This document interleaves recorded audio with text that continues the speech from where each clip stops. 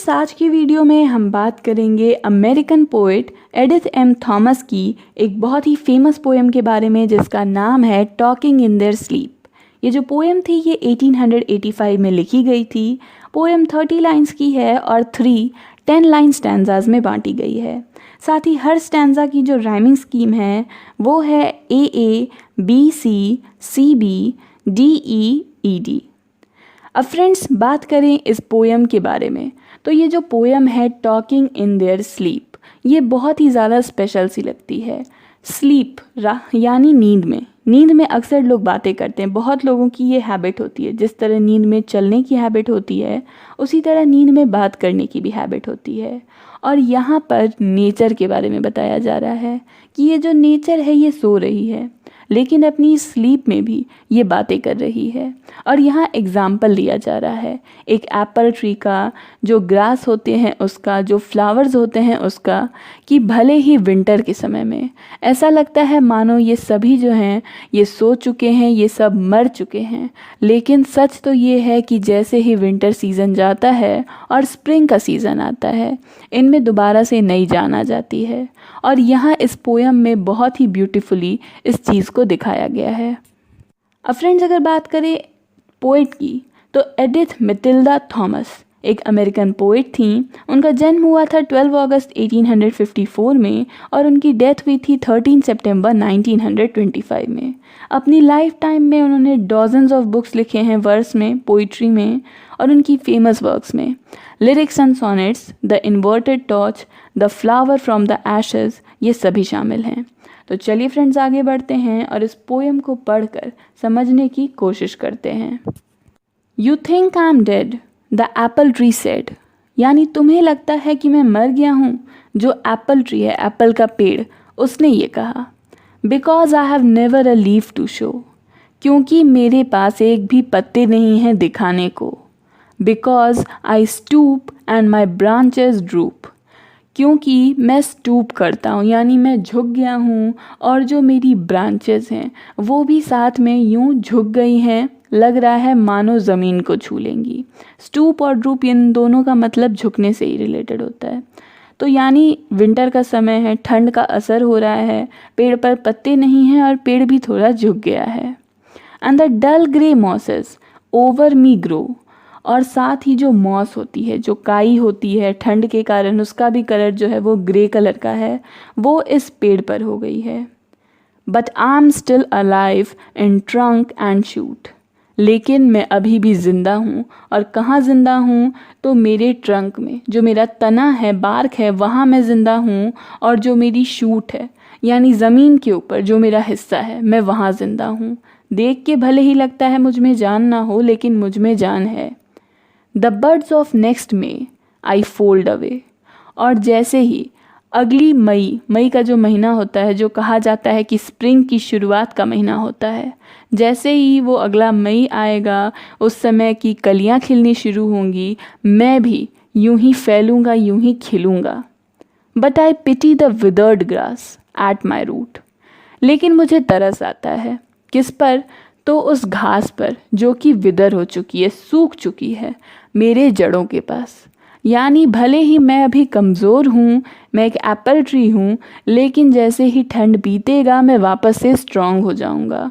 और मैं तो भले ही स्ट्रांग हो जाऊँगा, लेकिन ये जो घास है, ये जो सूख चुकी है, ये अब शायद स्ट्रांग नहीं हो पाएगी। You think I am dead, the quick grass said. अब यहाँ पर जो घास है वो कहती है कि तुम्हें लगता है मैं मर गई हूँ। Because I have parted with stem and blade, क्यों? क्योंकि मेरे ऊपर ना कोई स्टेम है और ना ही जो ग्रास में ब्लेड होता है, जो उसका पॉइंटेड नोकीला हिस्सा होता है, वो मुझ में नहीं बचा है। ठंड के कारण जो घास है वो सूख गई है, तो देखने से ऐसा लगता है मानो ये घास जो है वो मर चुकी है, लेकिन क्या ये रीज़न है? But under the ground I am safe and sound, लेकिन ज़मीन के नीचे मैं अभी भी बिल्कुल सेफ़ हूँ, मुझे कुछ नहीं हुआ है, मैं अभी भी उतनी ही ज़्यादा अलाइव हूँ, उतनी ही ज़्यादा स्ट्रॉन्ग हूँ। With the snow's thick blanket over me laid, और ये जो बर्फ़ की चादर है, मोटी सी चादर जो मेरे ऊपर पड़ गई है, क्योंकि ठंड का मौसम है, बर्फ़ पड़ती है तो उसने घास को कवर कर दिया है। I am all alive and ready to shoot.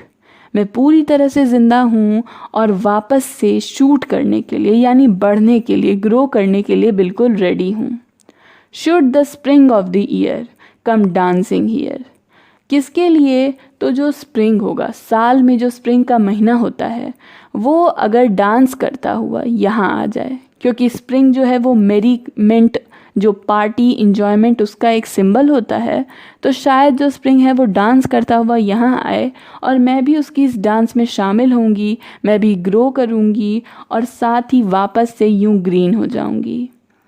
But I pity the flower without branch और रूट।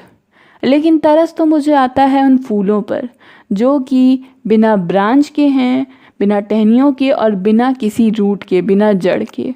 उन्हें कहाँ से ताकत मिलेगी, वो कैसे ज़िंदा होंगी? और यहाँ अब फ्लावर जो है वो रिप्लाई देगी, you think I am dead, a soft voice said. तुम्हें लगता है कि मैं मर गया? एक सॉफ्ट सी धीमी सी आवाज़ आई। बिकॉज नॉट अ ब्रांच और रूट आई ओन। क्योंकि ना ही मेरे पास कोई ब्रांच है, टहनियाँ हैं, ना ही कोई रूट्स हैं। तो तुम्हें लगता है कि मैं दोबारा से उग नहीं पाऊँगा, दोबारा से ज़िंदा नहीं हो पाऊँगा? I never have died. यानी मैं कभी नहीं मरा था। भले ही ठंड का मौसम आया, लोगों को लग रहा हो कि सारे फ्लावर्स ख़त्म हो चुके हैं, लेकिन सच तो है ये है कि फ्लावर्स कभी नहीं मरे। But close I hide in a plumy seed that the wind has sown. बल्कि मैं छुप गया हूँ, बहुत ही क्लोजली, बहुत ही अच्छे से मैं छिप गया हूँ एक सीड में, एक प्लमी सीड में, जो कि कहाँ से आया? तो विंड के कारण। हवा में वो जो सीड था वो उड़ता हुआ आया, कह सकते हैं हवा ने उस बीज को बोया है और उसके अंदर ही मैं छिपा हुआ हूँ। यानी यहाँ पर एक नए प्लांट की शुरुआत होगी और फिर उस नए प्लांट में फ्लावर्स आएंगे। Patient I wait through the long winter hours. और बहुत ही पेशेंटली, बिना किसी जल्दबाजी के मैं इंतज़ार करता हूँ इन लंबे लंबे जो ठंड के मौसम के समय हैं, जो घंटे हैं, उनका इंतज़ार करता हूँ कि वो कब ख़त्म होंगे। You will see me again. तुम मुझे दोबारा ज़रूर देखोगे। आई शैल लाफ एट यू देन। और फिर मैं तुम पर हंसूँगा। क्यों? क्योंकि तुम्हें लग रहा है कि मैं मर चुका हूँ, मैं दोबारा कभी ज़िंदा नहीं हो पाऊँगा, लेकिन जब मैं लौट कर आऊँगा तो मैं तुम पर हंसूँगा। Out of the eyes of 100 flowers. कैसे हंसूँगा? तो जो हंड्रेड्स ऑफ फ्लावर्स होंगी, स्प्रिंग के मौसम में जो हंड्रेड्स फ्लावर्स खिलेंगी, मैं उन सभी की आंखों से तुम पर हंसूँगा। यानी तुम्हें लगता है कि एक फ्लावर ख़त्म हो गया, जैसे ही स्प्रिंग का मौसम आएगा हंड्रेड्स ऑफ फ्लावर्स जो हैं वो पेड़ों पर नज़र आएंगे और फिर देखेंगे कि किसकी डेथ हुई है। यहाँ पर फ्रेंड्स ये पोएम ख़त्म होती है। पोएम में सिंपली जो है चेंज ऑफ सीजन्स को डिस्क्राइब किया गया है, नेचर के इफ़ेक्ट को डिस्क्राइब किया गया है और साथ ही नेचर में जो लाइफ होती है जो कि परमानेंट है, खुद को कंटिन्यू करते रहती है एक प्रोसेस की तरह, वो बताया गया है कि चेंज ऑफ सीज़न से नेचर की लाइफ जो है वो ख़त्म नहीं होती, बस उसकी जो पेस, जो स्पीड होती है वो थोड़ी धीमी हो जाती है। तो फ्रेंड्स ये थी एडिथ एम थॉमस की poem talking in their sleep. अगर आपको वीडियो पसंद आई तो प्लीज़ लाइक, कमेंट और शेयर करिए।